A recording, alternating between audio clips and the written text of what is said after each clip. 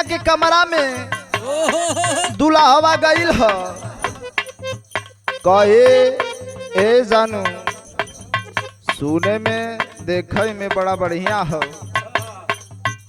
एगो हमरो फरमाइश हो, मनबू ना? का कहे?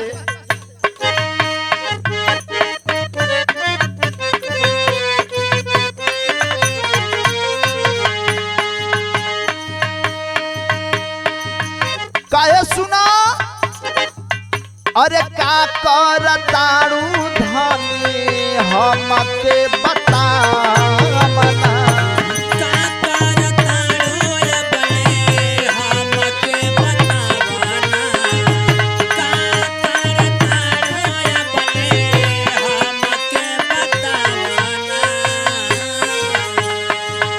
अरे का कर तारू या बले हमके बता मना। मुहवा से पर्दा तनी धनिया हटावा ना।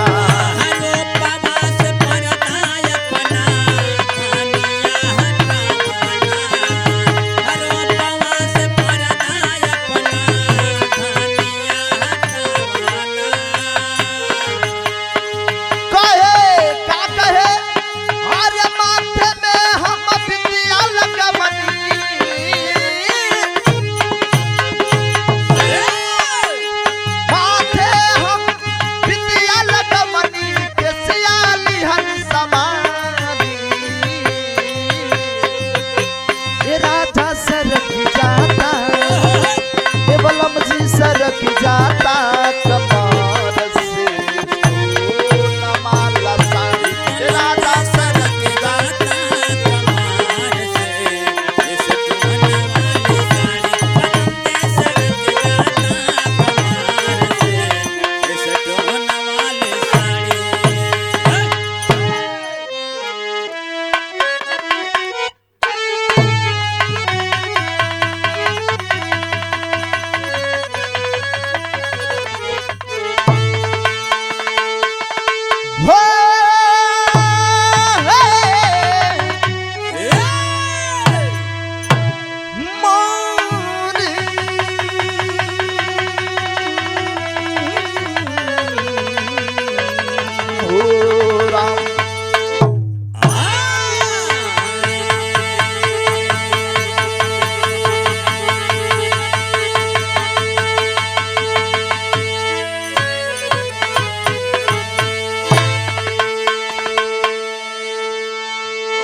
ए बाबू,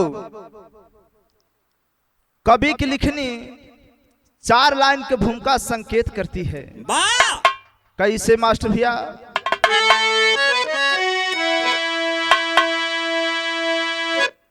तो सज गया है समर में सरासर अमर,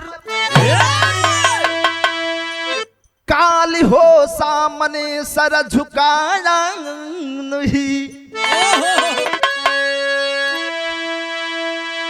दान दे कर के राजा ही दशरथ सुनो, हर अब बदल देते हैं भेष बनवासियों का। प्राण जाई भले प्रण न जाई वचन, रीति रघुकुल की है ये ही रघुवंशियों का।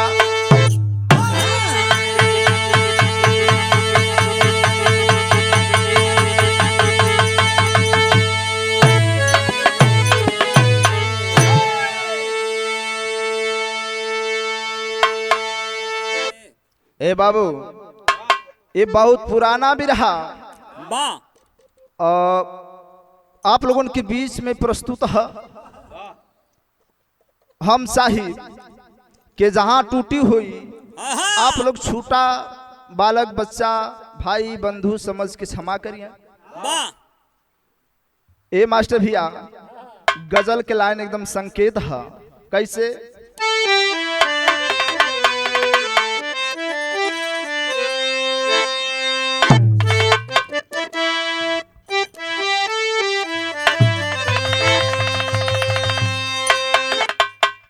दुल्हवा अपने दुल्हनिया के विदाई करा के लेके रस्तवा में आवत रहल। दुल्हनिया कहे ए रजऊ एगो हमार बात सुनब।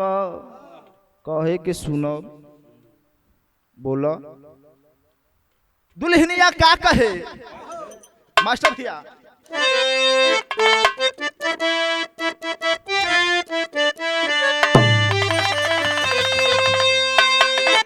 यह कहे कि हम प्रीतिया कि हम प्रीतिया हो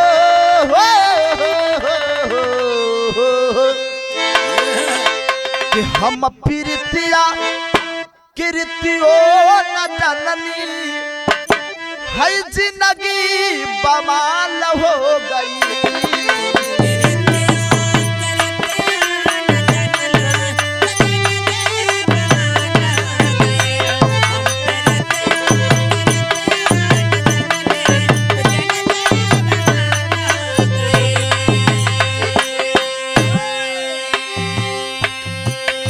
कि हम प्रीतिया कीर्तियो न जननी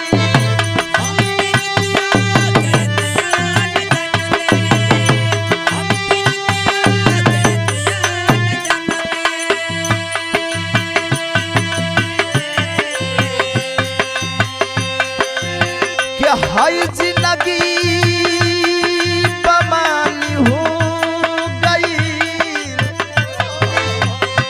लेकिन भाव है कि तोहरे खुनमा के हो तोहरे खुनमा के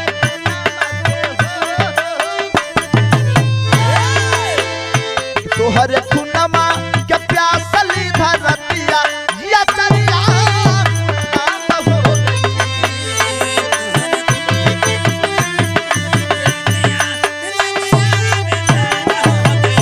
तोहरे खुनमा के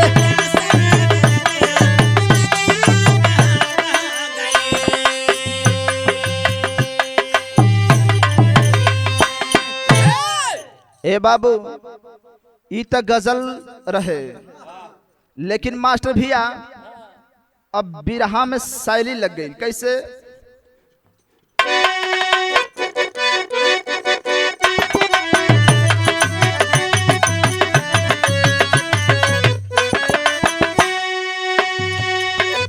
एक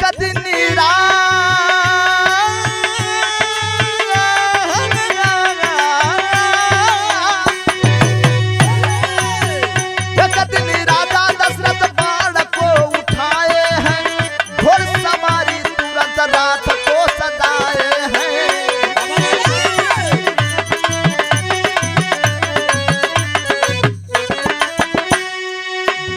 बिची राजा दशरथ गईल जब जंगलमा में, बिची राजा दशरथ गईल जब जंगलमा में, प्यास लगल बा सोचे अपने मनवा में।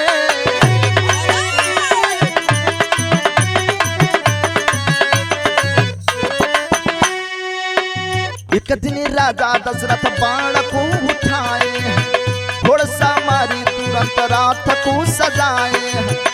बिची राजा दशरथ गईल जब जंगलमा में, वो बिची राजा दशरथ गईल जब जंगलमा में, वो प्यास लगल बाटे सोचे अपने मनवा।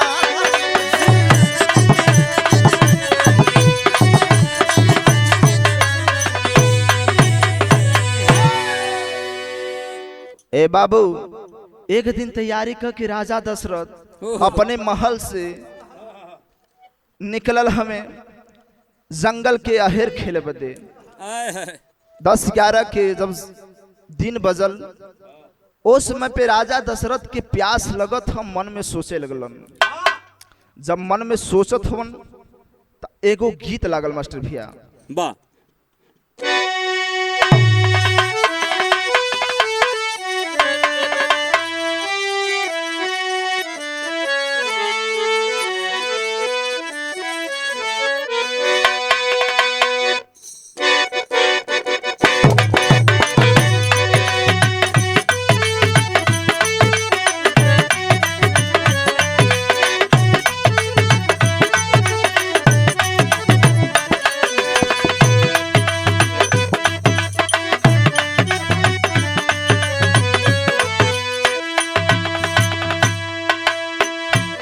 बाबू बड़ी खुशहाली की बात है, एक खुशहाली की बात है।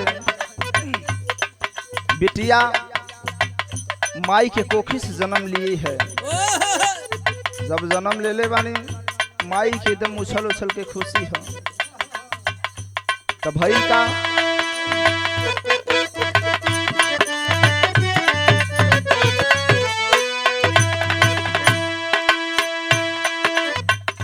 छोटी छोटी गुड़िया रे,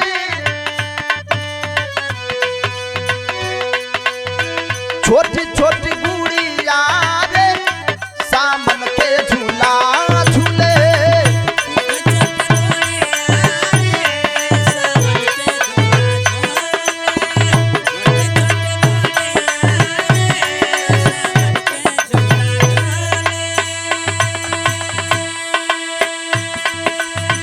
पहले झूला झूले अपने मम्मी जी के गोद में, पहला झूला झूले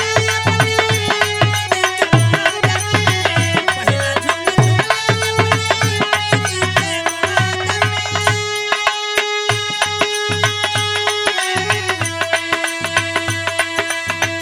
दूसरा झूला झूले अपने पापा जी के गोद में।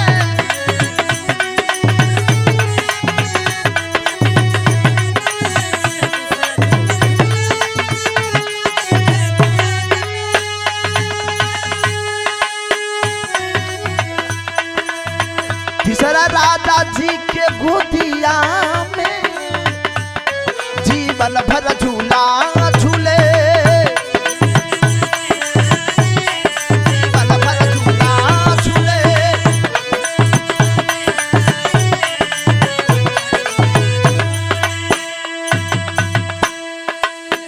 बिटिया पहले झूला अपने माई के गोदी में, दूसरा पापा के, तीसरा जीवन साथी जे होला बाबू माई बाबू बियाहेलन, बियाह क के ढहरावेलन, तीसरा होय होला अपन घर संसार संभालत हिय। कितनी खुशी के बात है। लेकिन ए भैया ए हरिया राजा दशरथ जंगलवा में गल हमें, सोचलन का हमके प्यास लगल ह, कुछो समझ में आयल ना। तालाब उलाब देखलन ना लौकल, तो कैलन का पहाड़ी के ऊपर चढ़ के देखलन तो बहुत दूर एगो कुटिया लौकल। और कुटिया रहेल के कर वो तड़ुका बतावल गल बाबू। वही तड़ुका के कुटिया के लगे जब राजा दशरथ पहुंचल हमें, तब भाव है कैसे के तड़पे पानी बिन पराना हो, माई हो बीते बन में।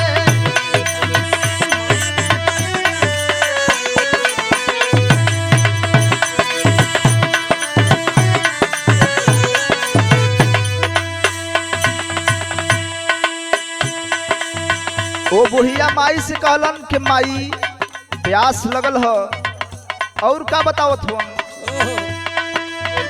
तारू का बीरानमा बन के बुढ़िया जनानमा,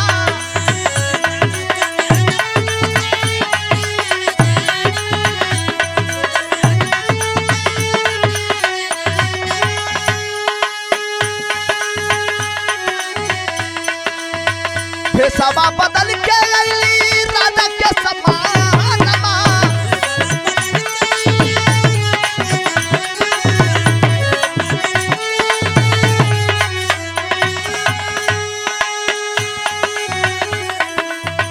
पूछली बयानमा हो राजा से बीते बनमा, पूछली बयानमा हो।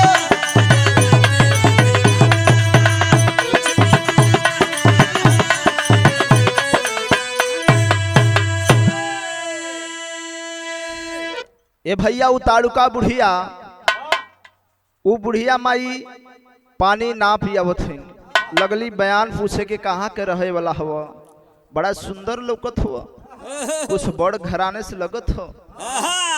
ए बाबू जब इतना बतिया माई से कलन के बहुत प्यास लगल, माई हमके पानी न पिएबू तो हमार जिंदगी बची ना।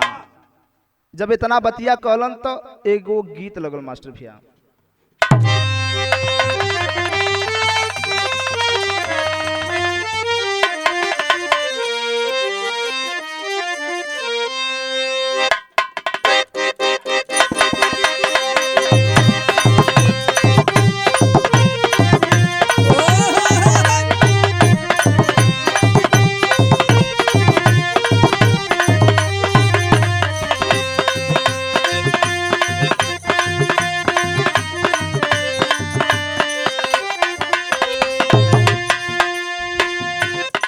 मास्टर भैया बड़ा अच्छा गीत के संकेत दिलन।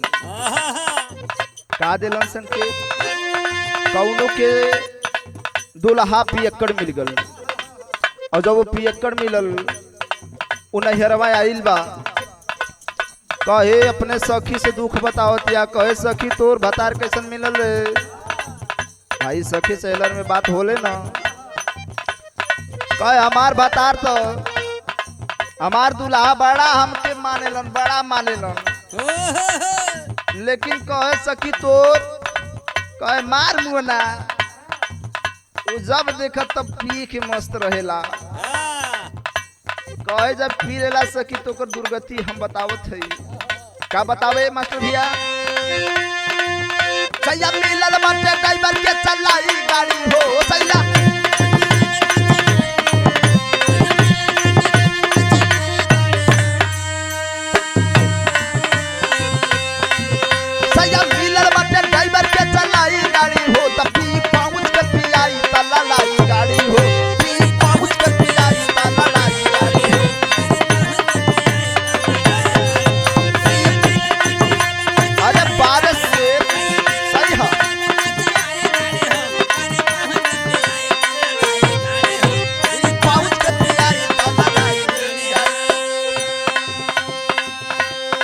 कहे सखी ई बात है, लेकिन हम कहले भैया ये गीतिया से सुंदर भाव है। राजा दशरथ लगमा पहुंचल हमें कुटिवा के माई से विनती करत हूँ, गिड़गिड़ात हूँ। का कलन के तोहरे माई पूछत हैं बेटा लगत तोहार ओठ झुराल बा, कोनो बात हो? का कहे कि तोहरे ओठवा पे क्या है दुखदाई राजा हो, तोहरे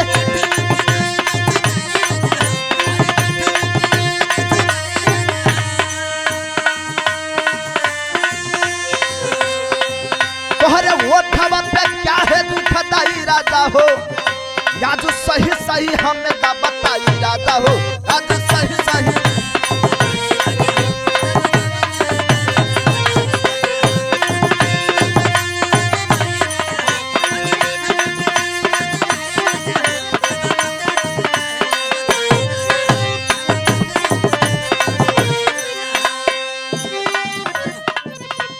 कहे माई तोहार ओठ झुराल है लाल, लेकिन माई और पूछत हैं। का पूछत हैं? पानी न पियावत हैं, पूछत हैं नाम गाम क्या है वतन तुम्हारा नाम,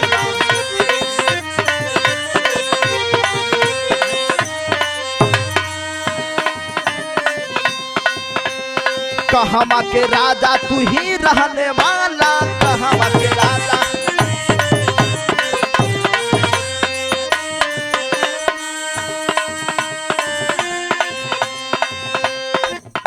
या जो सही सही हमें ना बताई राजा हो,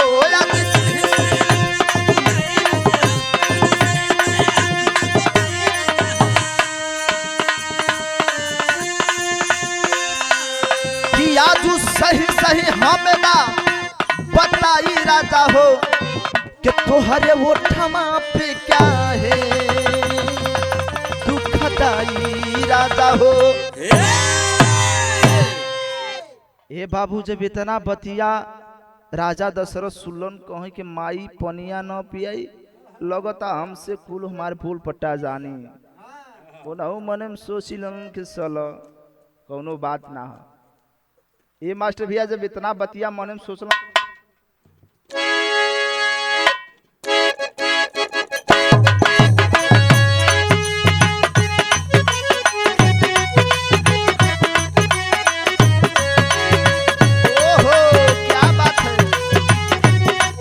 क्या बात है?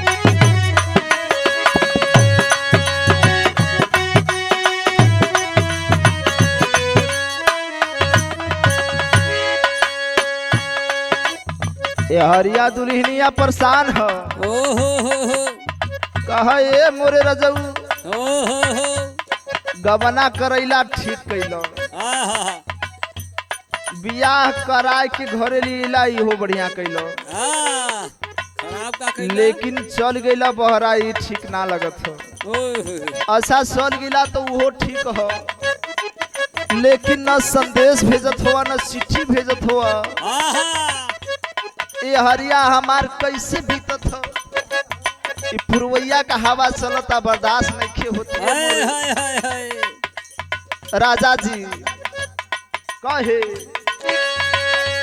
सखी सहेलर आइल है मास्टर जब सखी आइल है कहे का हो सखी ए हमार गोई लगता कैसन तोहार चेहरवा मुरझुराइल बा हो कहे का करी सखी हमार बड़ी दुख के बात बा हमार राजा जी चल गेलन बम्बई अब ही टाइम तक अइलन ना न चिट्ठी भेजलन न कौनो पत्रिका भेजलन कहले रहना कि हम 3 महीना में आ जाए लेकिन अइला ना आहा तो सखी से दुख बतावे का बतावलस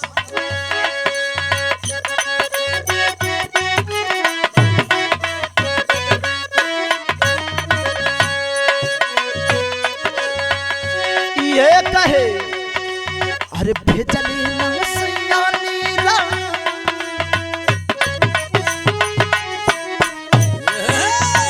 भेजले ना सयानी रा मोहिनी फाफायंतरी देसी ना हो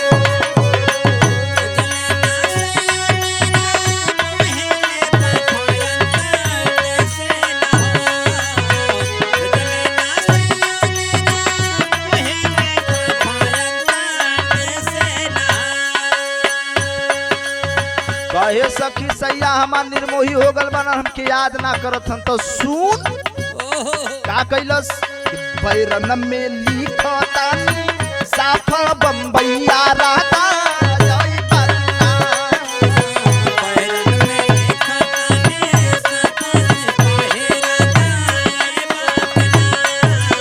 बारिश से सही है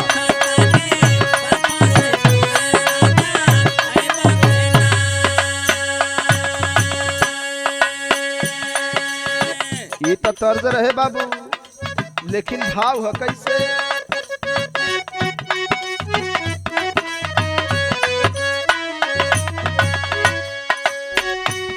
राजा दशरथ माई से का कहलन कि बनवा में बाई परेशानी ये मैया हमरो जान डाला हो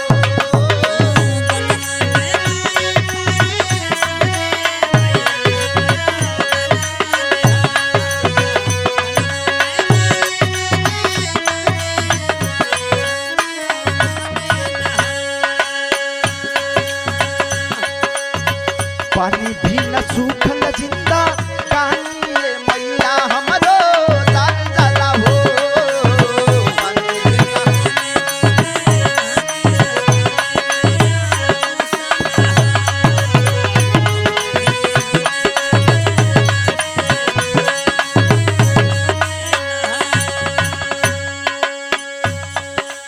लेकिन एगो बात और कहे कि चली जाई जान माई उजड़िया जो धिया के गुलसना हो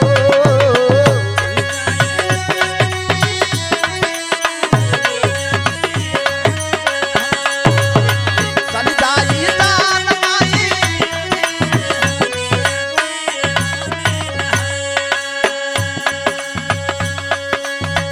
पानी भी न सूखल जिंदा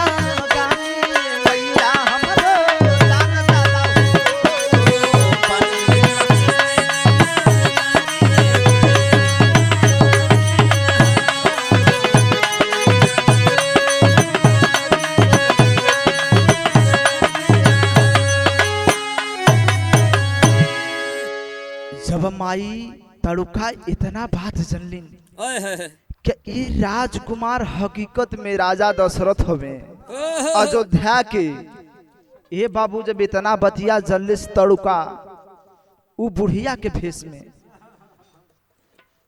त एगो छल कई गई माई जब छल गई मास्टर भैया तो गीत लगल।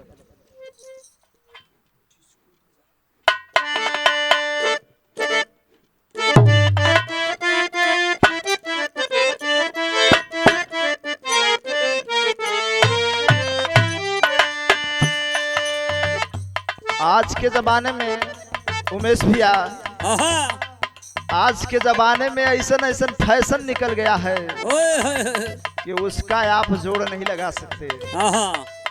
ऐसे हमारे कवि अशरू जी लिखे, क्या लिखे?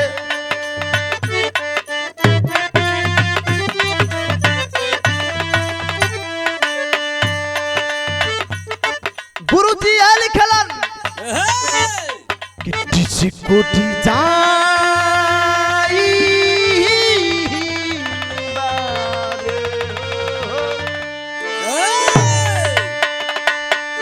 जिसको दी जाई बा दुनु पल्ला ढाकल बा, जिसको दी जाई बा दुनु पल्ला ढाकल बा, बबुनी के नैया हमारा गलबा।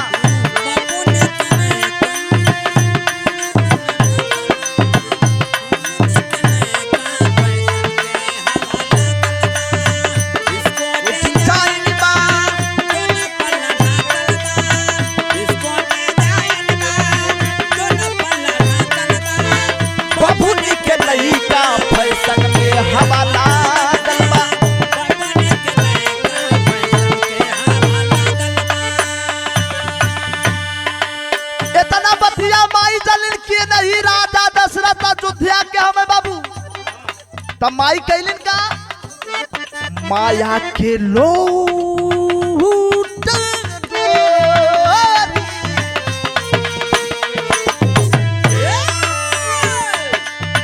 माया के लोटा डोरी, माया के कुआनामा, माया के लोटा डोरी, माया के कुआनामा, पनिया पियावे जनाना।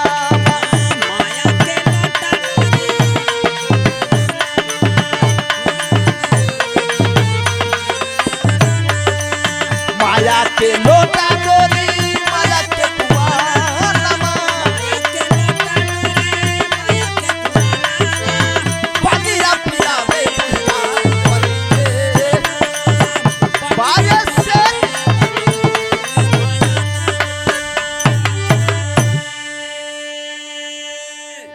ये हमारे उत्तर प्रदेश का माटी है, जिला सोनभद्र। सही है। कैसे मास्टर भैया? जब इतना माई जनलिन पानी माया के पियावथिन छल कईगिनी माई, जब छल कनी राजा दशरथ जब पानी पीलन तो कहलन माई हम अयोध्या के राजकुमार धर्मी राजा क्षत्रिय वंश, जो मांगना चाहती हो माँ मांग लो। जब इतना बतिया जानले तड़ुका तो कहे कि तू हमके दे ही देबो, कहे कि बिल्कुल दे दे माँ। तू मांग के दिखावा का मांगल चाहता रू? कहे ठीक बा, 3 बच्चा रखली, कहे दे देबा, कहे फिर दे देबा कि ना हो, कहे माई तू मांग के देख, कहे जब अगर तुम्हारी इच्छा बा हम पानी पीले ही तब बहुत बढ़िया है, चलो हम तो है दे दे।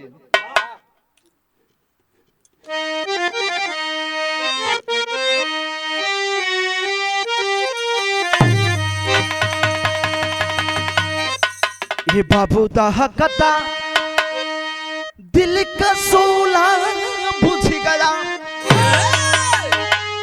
हर दस तल हुई शरीर दयानंद का तोला, दहकता दिल का सोला बुझ गया। कहे ठीक है माँ, ये कहे बाद में बदलबा ना हो, कहे नहीं माई अब हमारे मुँह से जोन बसन निकल गलो हम बदल ना सकीला।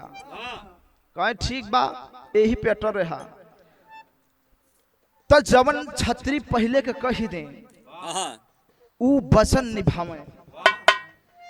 ए भैया तो चौपाई लगल मास्टर भैया, बड़ा सुंदर भाव हो।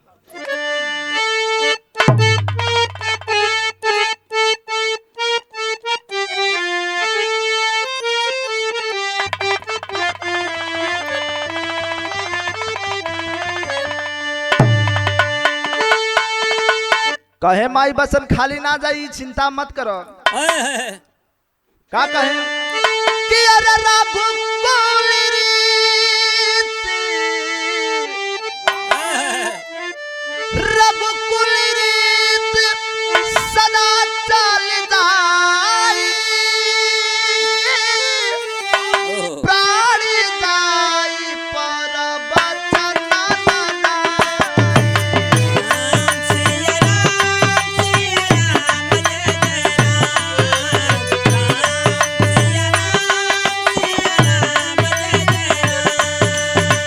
दशरथ के घाना जनक रामा,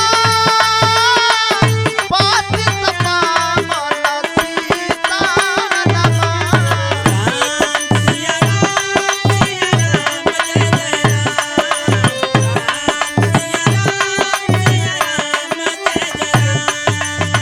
हर विश्वामित्र मुनि के ही आए, दशरथ जी से बचना सुनाए राम।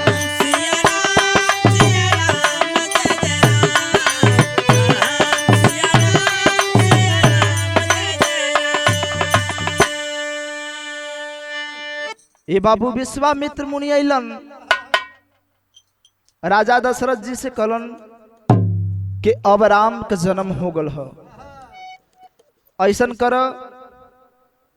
पहले के जमाने में आज हम लोग क्लास करत ही, स्कूले जात है, पढ़त है, लेकिन पहले के जमाने में ऐसा रहल कि गुरु आपन में जाए के पर वहाँ शिक्षा ग्रहण करे के पर। जैसे मान लो 8 साल का लड़का हो गल तो उनके भेजल जाए के जा, अब तू जब से बुद्धि सीख के 20-21 साल के शादी करेला ना हो जब, तब से तोहके ना आवे के देखभाल सब चले। तब भइल का मास्टर भैया विदेशिया में भाव है,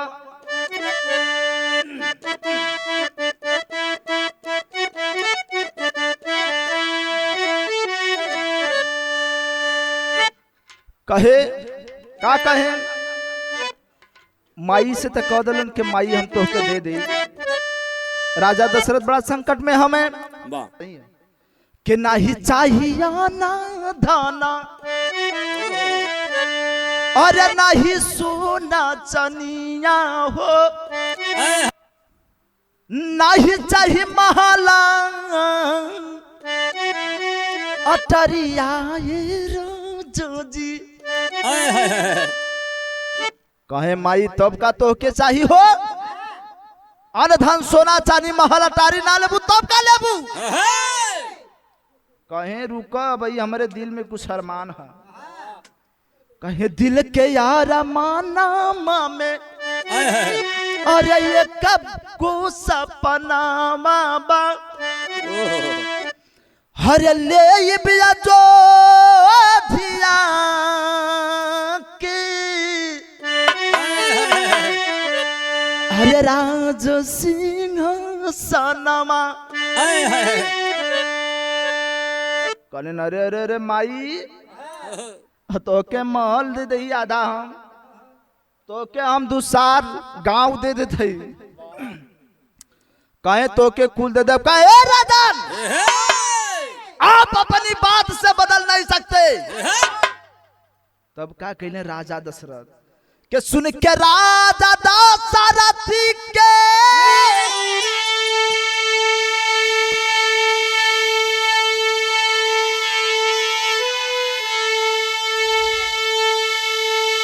ये बाबू माना मचाली गईले,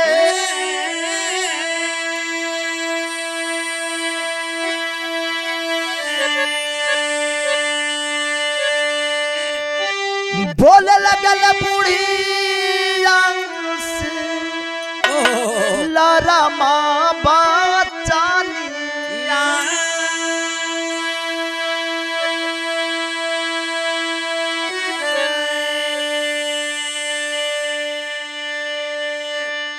कहे माई तू ना मनबू तो जीन माना, ई त बसन हम दे ही दिले ही माई कि जो तू मांगल चाह मांग वो मांग सकेलू, लेकिन हम ई बसन तोहके दे दिले, ई बसन के हम वापस ना करब। लेकिन माई एगो काम सुन ला, अब माई आपके समय के इंतजार करे के है। जब समय के इंतजार करेगा मास्टर भैया, तब पहपड़ में भाव हो कैसे।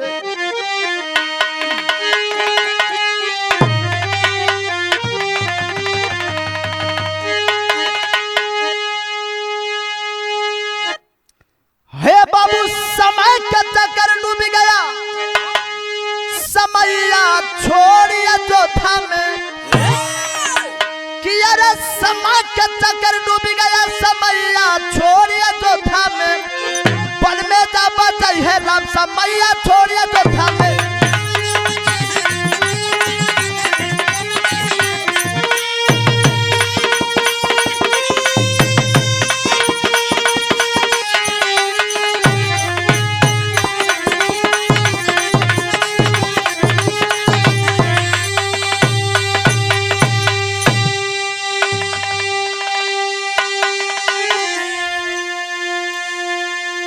कहे तू जाता बतारू कदम पाद मिली अधिकार हो, हर दस समय के चक्कर डूब गया, समैया छोड़िए जो था में वन में जा बचाई है राम, समैया छोड़िए युद्ध में। कहे माई अब राम के जन्म होखी, जब उनकर वनवास हुई वही समय माई तोहके अधिकार मिली, तू राज गद्दी कर दू, अयोध्या के राजा रहू तू। कैलन काम आल्हा में भाव मास्टर भैया।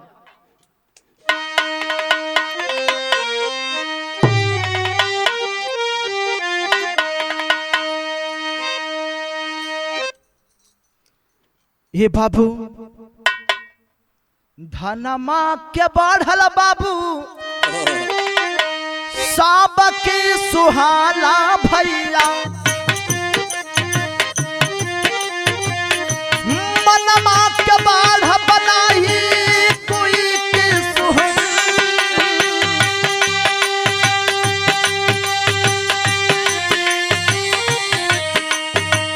राजा जनक जी काई दियाल स्वयंवर ये दादा,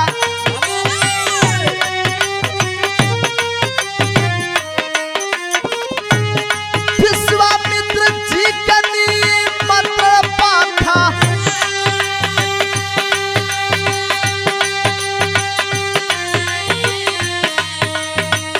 पवते निमंत्रण लेके राम लक्ष्मण के भैया,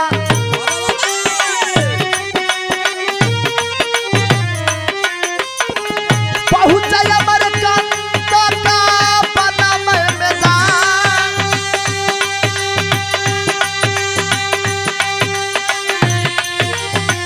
पहले बाधा दारू का के बिहले कराइए भैया,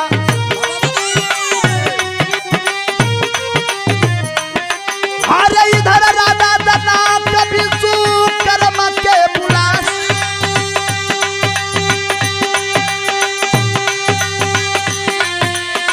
राम के खड़ा हुआ के बिहले लगे सये भैया,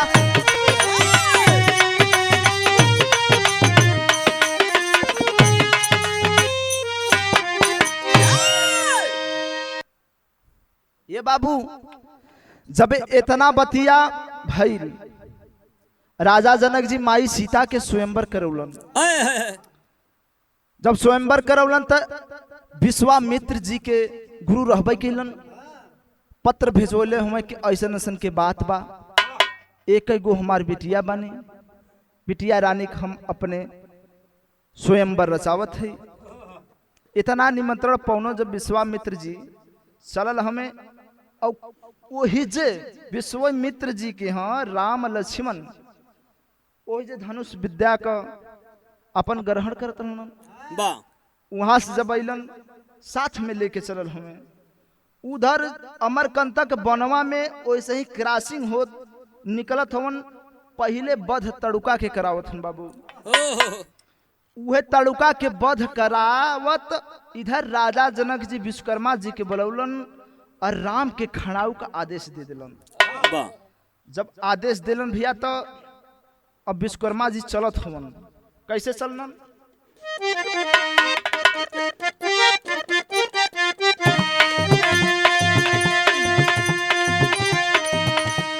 खोजे चलत दिहले तब राम के खड़ाऊ,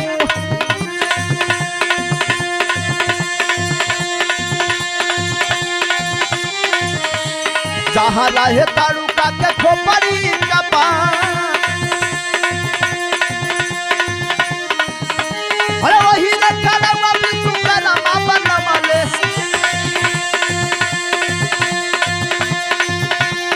अरे वही रखा लगा विश्वकर्मा बनवाले। राम जी के पौआ में दिल पहिना,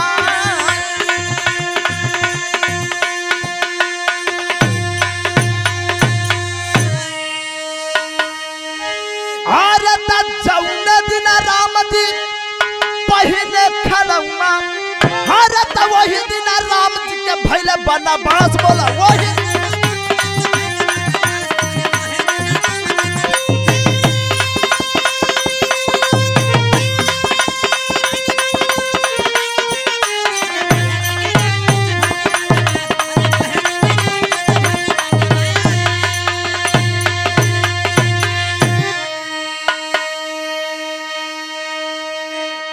राजा जनक जी का देश पहले हमें खोजत खोजत खोजत खोजत आकाशवाणी अपन घूमत घूमत भौरत करत करत वही अमरकंटक जंगलमा में पहुंचलन, जहां ताड़ुका के वध भइल बा।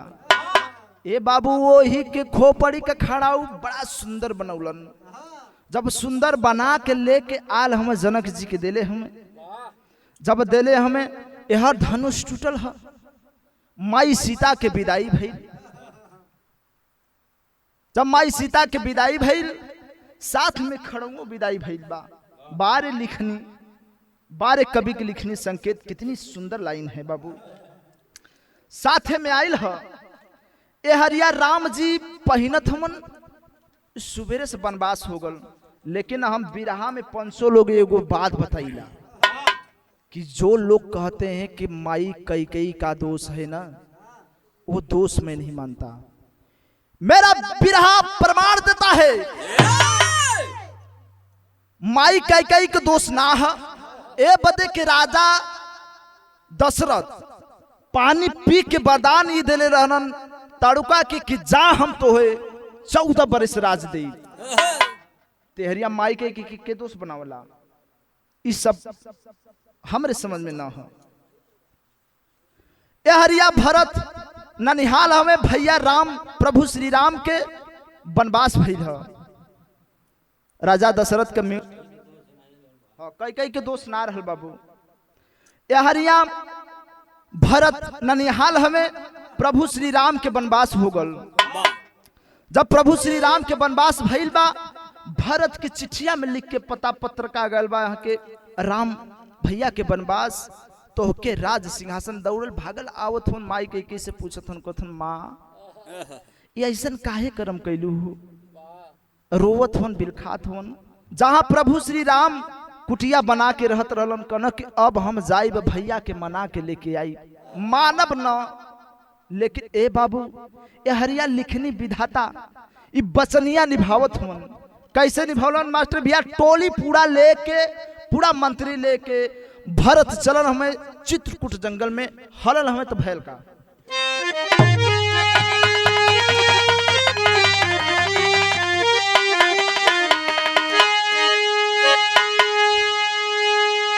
भैया के मनावे चल। कैसे? हरे भारत चले मनाने चित्रकूट, नहीं मानी ताड़ुका, तब पवले चित्रकूट में भारत हो विदाई ताड़ुका।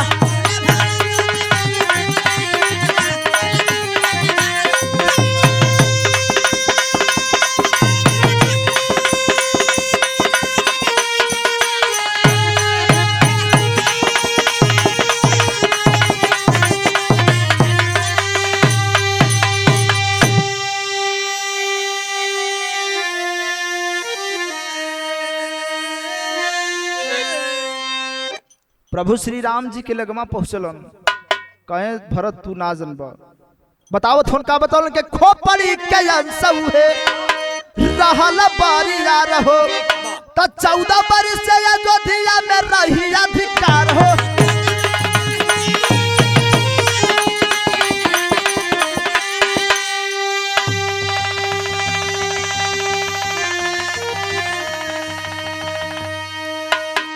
तो 14 बरस रजिया चलाई तड़ुका, तब वाले चित्रकूट में भारत हो बिताई तड़ुका।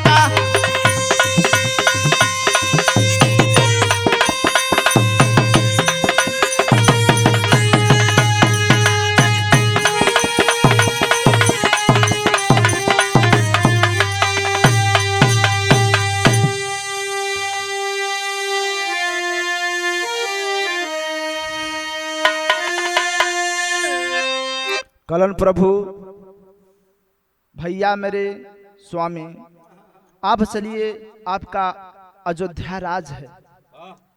ए बाबू बतावत हुन, भरत के समझावत हुन, कहना कि भैया एगो काम कर, अगर आप ना जब तो अपने इस चरणवा के खरौआ दे दा, आपके समझ के रख के सिंहासनमा पे रोज फूल चढ़ा के पूजा करब।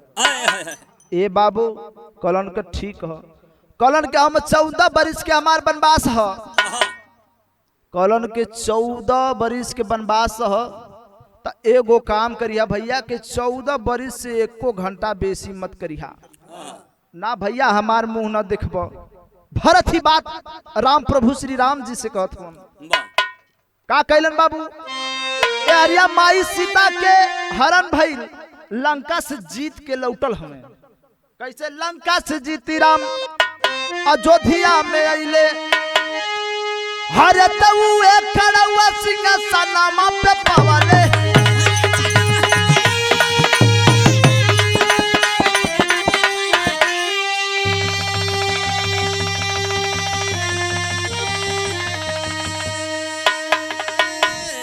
कलन की खड़ाऊ अभी तक है, एक तो समय गई नहीं, तो कैलन काम हर तोड़ी तोड़ी के देले फेंकवाई तड़ुका, तब पवले चित्रकूट में भारत हो बिताई तड़ुका।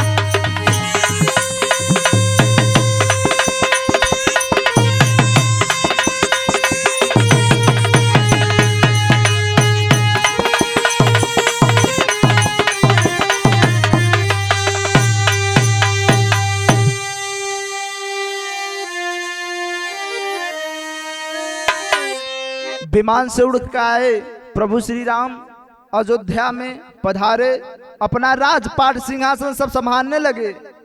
ए बाबू यही से बिरहा का लास्ट भइल, गुरु घराना पर से लगल कौने खानदान से दीवानवा गाता है, गुरु बिहारी गुरुपत्तु सुखनंदन मोहे पावन, काशी बुल्लू मनोहर बिना कैसे लगी है गीतिया सुहामना।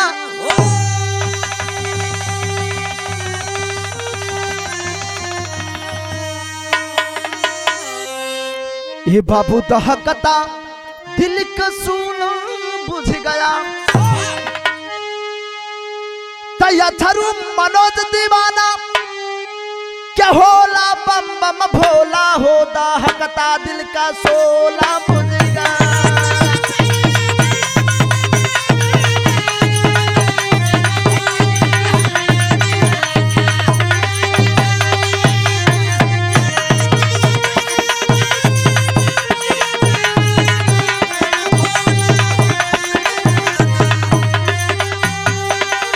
Oh!